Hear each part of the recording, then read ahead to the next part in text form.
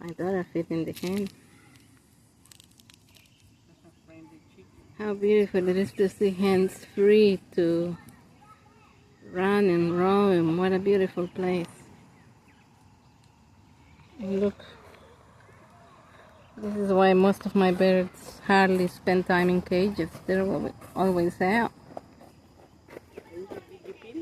And I take them out as well. We go to the beach with my birds, wait until I get a little bit better, and then I'll take them out. Beautiful, Raquel. I'll just take a picture of you.